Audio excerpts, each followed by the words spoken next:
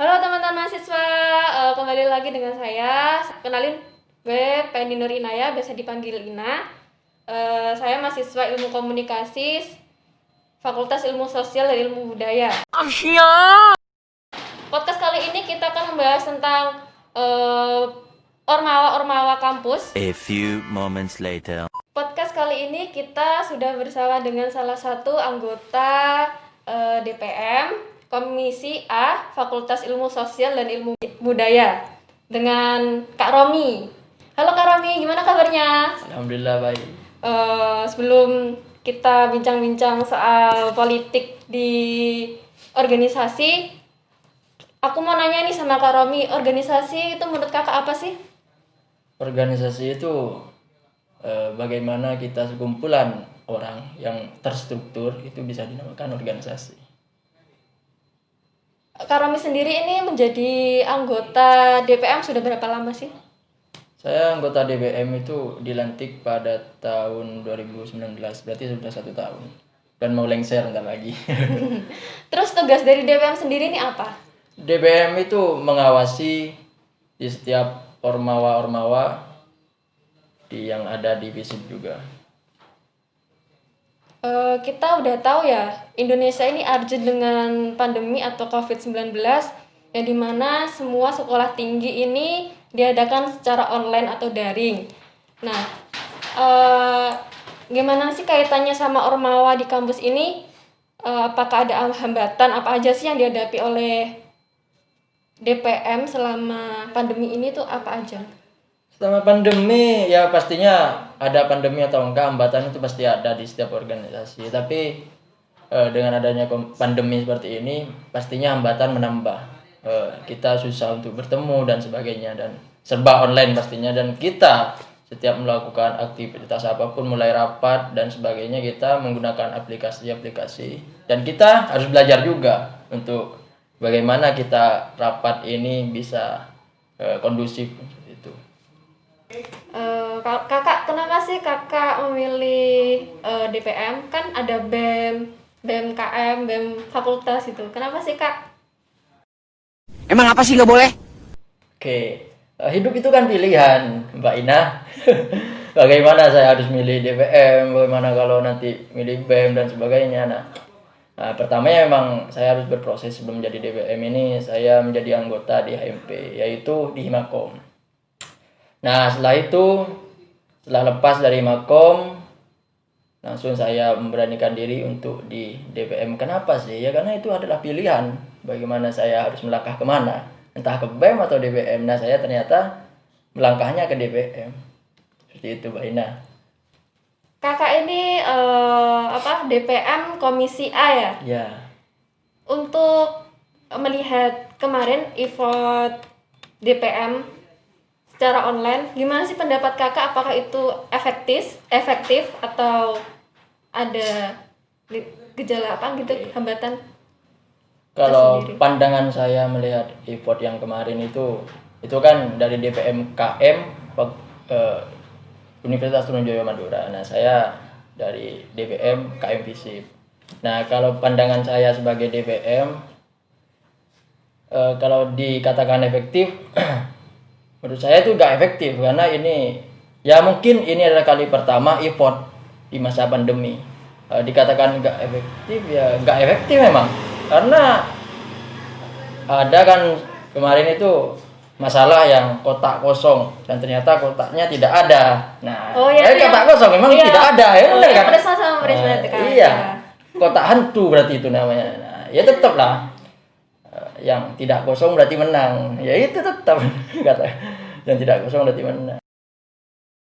A few moments later. A few inches later. 2 hours later. 1 eternity later. Aku mau nanya nih kak, kan ini bentar lagi nih sudah mau lepas jabatan nih ya kak, dari tahun kemarin gitu kan. Nah,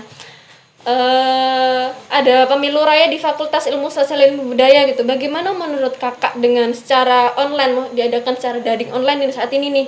Apakah nanti akan berjalan efektif dengan sistem seperti ini? Oke, ini kan kali pertama gitu. diadakan secara online, pemilihan secara online. Jadi kita mungkin akan itu mempersiapkan dengan sesiap mungkin. Artinya kita akan kayak seperti, kalau dibilang efektif pastinya ya ada kendala dan sebagainya. Tapi ya harus efektif karena ini adalah sebuah ajang pemilu raya pesta rakyat Fakultas Ilmu Sosial dan Ilmu Budaya. Di situ akan ada pemilihan gubernur dan bupati di setiap prodi. Pastinya wajib kan ya, semua ini harus milih kan. Tapi melihat bukan fenomena sih, berita viral yang kemarin nih mengenai kandidat cuma satu tuh Kak. Nah, kandidatnya cuma satu kemarin ya, calon presma sama presma. Terus nggak ada kotak kosongnya di e-vote. Itu gimana ya Kak menurut Kakak? Kalau ada yang nggak nyoblos itu gimana ya Kak? Kalau males gitu, soalnya nggak ada kotak kosongnya. Ya kalau dikatakan banyak yang nggak nyoblos pasti ada lah yang nggak nyoblos kan seperti itu. Jadi kalau fenomena yang kemarin itu cuman kalau dari saya itu kotak kosong, kotak misteri apa kotak hantu itu kan seperti itu. Jadi ya itu ya sebuah fenomena kan, ini kan fenomena pertama kali di online kan. Ya saya harap ya, kalau dari saya sendiri pengennya ada lawan kan.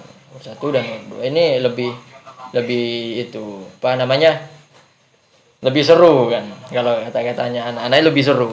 Tapi dengan pandemi seperti ini ternyata ada fenomena kotak kosong. Ya ini sebuah fenomena yang sangat langka lah. Ada kotak kosong tapi kosong beneran gitu kan. Bener kan, ada 1 2 tapi kosong beneran ya oke lah, udah terlaksana. Terus, mau gimana lagi? Bedanya kotak kosong sama golput nih apa sih Kak? Kan sama-sama nggak nyoblos gitu loh. Kan kandidatnya cuma satu. Ya udah gak usah nyoblos kan seperti itu. Berarti sama-sama golput kan ya? Ya udah kan, kotak kosongnya kosong beneran gitu. Ya udah gak usah nyoblos kan. Ya kalau memang pilihannya yaitu ya pilihlah yang terbaik. Ya mungkin itu udah terbaik gitu. Balik lagi nih ke DPM ya. Selama seringnya pandemi ini kan kakak sebagai DPM apa saja sih keluh kesah dari mahasiswa ke kakak ini? Apakah daring ini di kampus ini mau diadakan secara daring terus, menghabisin kota dari pemerintah, Kemendikbud, dan sinyalnya pasti ada kendala sinyal ya Kak? Atau tidak usah ada daring atau kuliah, atau diliburkan aja gitu? Soalnya sama aja kan Kak, kalau kita ada kuliah tapi pasti ada kendala sinyal gitu ya, nggak masuk di kita materinya tuh, sama aja kan Kak? Gimana menurut Kakak? Sebenarnya lucu sih ketika kita orang mau berilmu, mau mencari ilmu tapi kalang online ya, tapi masih ada jalan untuk online. Tapi saya harap seperti pasar online akan tetap terlaksana, tapi pasar offline pun tambah menjadi-jadi tapi tambah dibuka kan. Iya. Apakah ini penggiringan untuk pemajuan teknologi agar pembelajaran diadakan dengan online dengan menggunakan teknologi yang ada, atau seperti apa, saya juga bingung. Tapi intinya pada saat pandemi ini teman-teman itu jangan sampai untuk tidak belajar, tetap harus belajar. Dengan pandemi seperti ini sih teman-teman banyak yang kreatif dan banyak juga yang tumbuh pikiran usaha, seperti mereka jualan apa itu. Terus seperti dengan banyak teman-teman jadi YouTuber dan sebagainya kan, seperti itu. Jadi keluh kesahnya banyakan, kalau yang dari Ormawa keluh kesahnya surat penyurat untuk diacarakan biasanya kan. Iya, Surat penyuratnya bagaimana gitu, dosennya kayak sering nggak ada, kegiatan tugasnya di kampus ya Kak? Iya, kegiatannya ya tetap nikmati aja lah prosesnya ke depan. Ya intinya saya harap offline akan tetap dibuka gitu.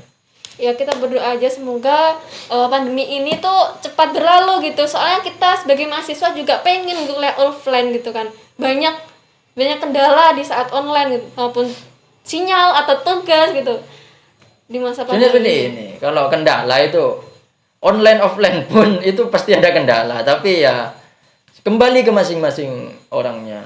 Kalau online kendalanya sinyal dan sebagainya. Nah kalau Offline kendalanya nanti malas, sibuk organisasi dan sebagainya ya.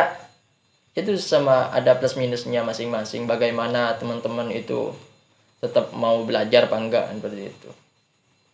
Tergantung niat ya Kak ya. Ya harus niat lah kan dari rumah itu niatnya Cari ilmu. cari ilmu kepada orang tua, pamitnya cari ilmu kepada orang tua. Ya harus lah, itu kewajibannya udah. Gimana sih Kak koordinasi persiapan dan kesiapan dan termasuk kebutuhan fasilitas yang perlu disiapkan oleh KPUM saat ini di DPM sendiri nih Kak? Yang saat ini itu tim IT yang lebih urgent karena kita mengantisipasi adanya hacker yang akan masuk dan untuk merusak acara pemilu raya visip ini. Mungkin itu sudah diantisipasi oleh teman-teman KPUM dan itu pasti udah difilter lah. Artinya sedia payung sebelum hujan. Oh ya. Ya harus itu. Karena tidak mau merusak pesta rakyat visip untuk memilih. Jadi teman-teman jangan sampai golput ya di KPUM kali ini. Soalnya kan kita yang bukan kita sih, kakak sendiri sebagai panitia ini pasti udah susah Pak ya buat ngatur gimana caranya biar udah persiapin matang-matang buat e-vote ya. Soalnya kan daring gitu, e-vote. Jadi diubah jadi e-vote bukan langsung gitu kan. Nah, e-vote. Kalian jangan lupa nyoblos gitu. Jangan lupa nyoblos, guys. Oke.